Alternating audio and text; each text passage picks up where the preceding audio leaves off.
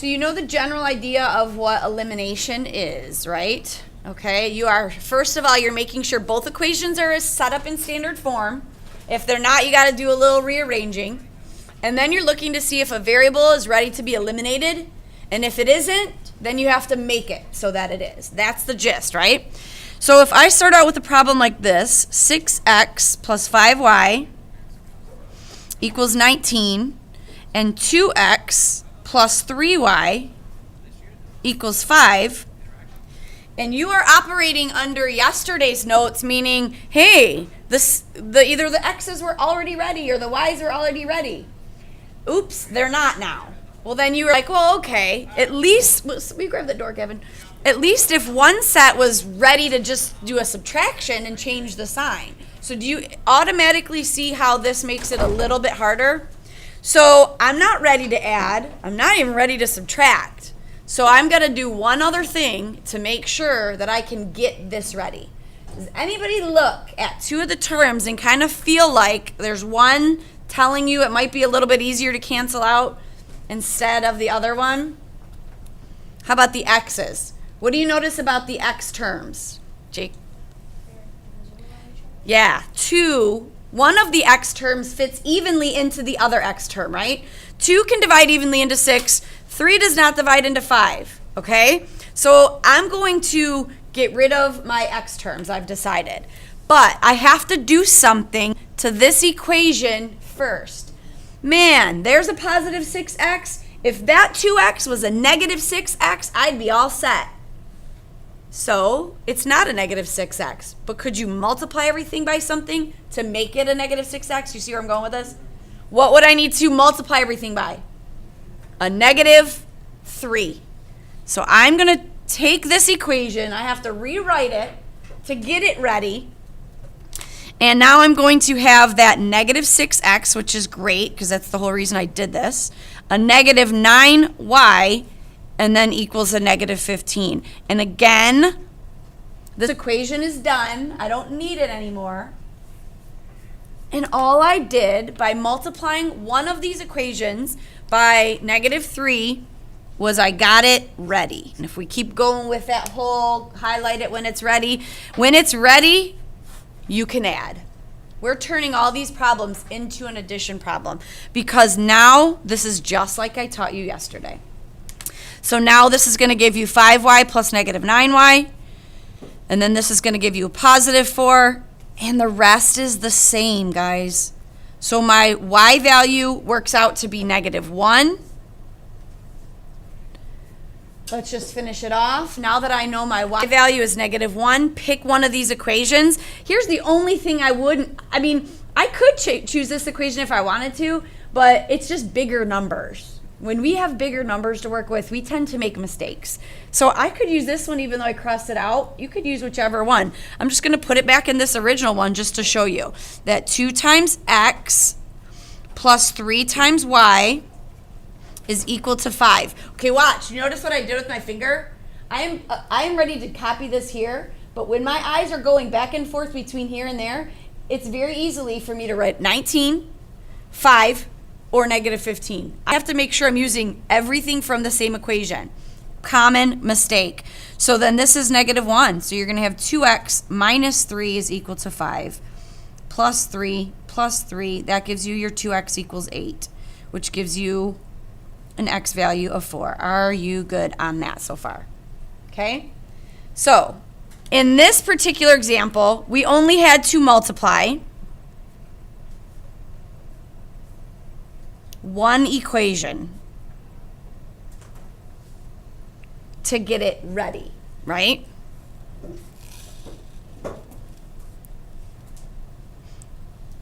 To add. Okay? So if I give you this problem, 2x plus y equals negative 9, or 4x plus 11y equals positive 9. Doesn't matter about those 9s canceling. They're not going to anyway. So neither one's ready for addition. Neither one's ready for subtraction.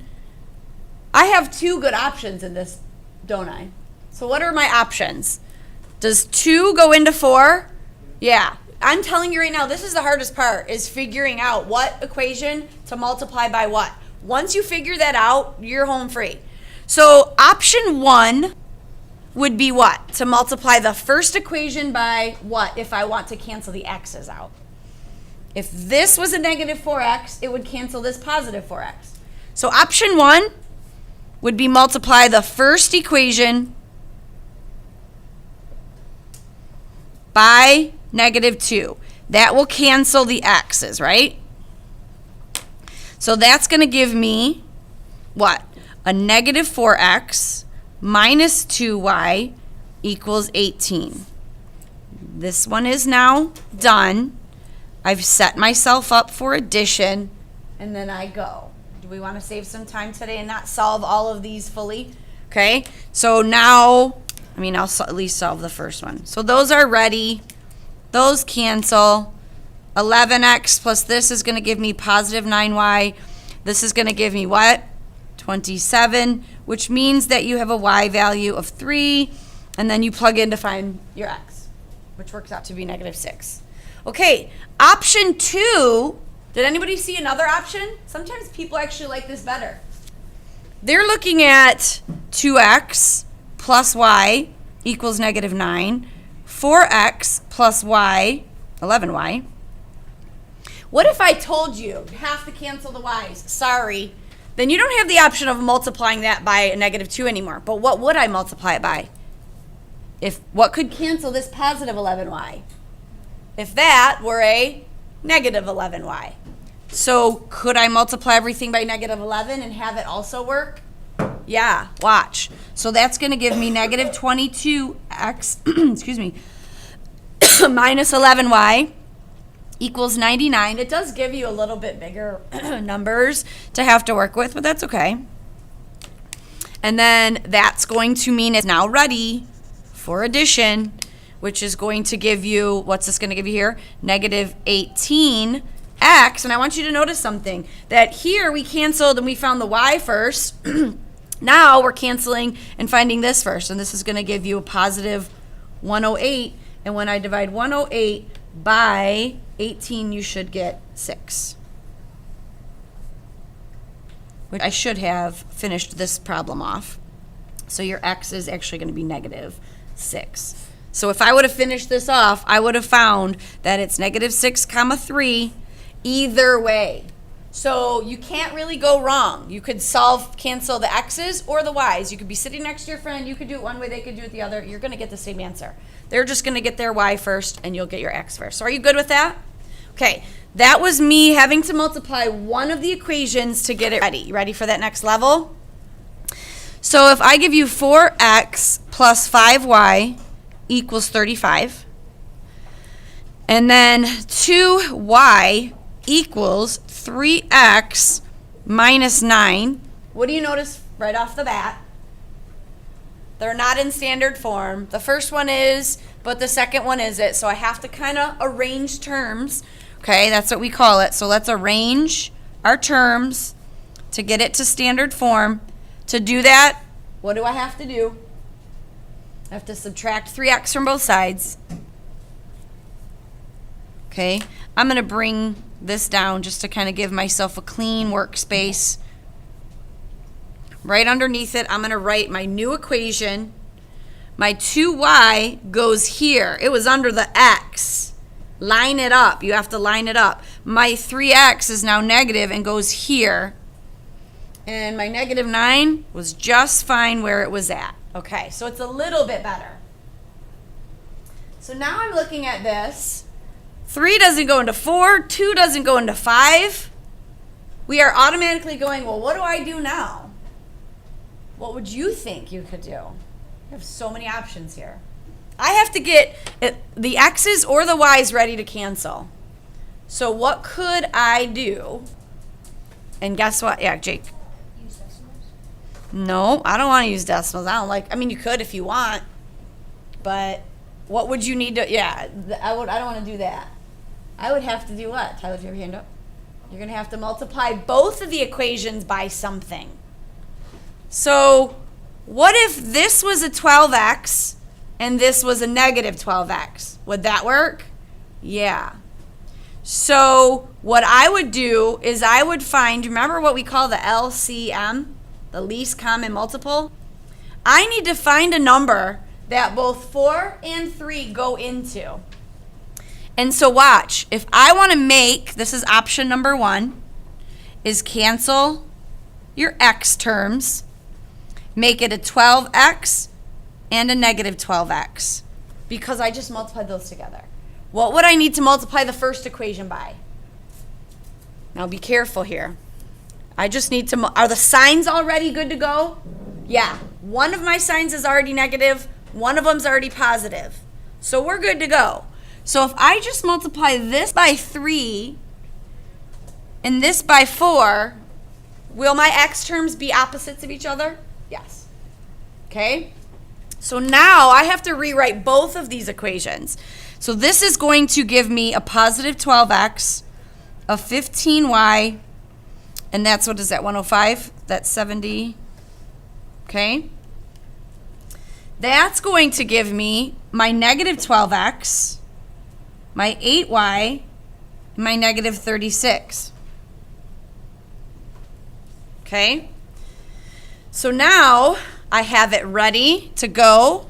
It's ready because it's canceling, which means I can add.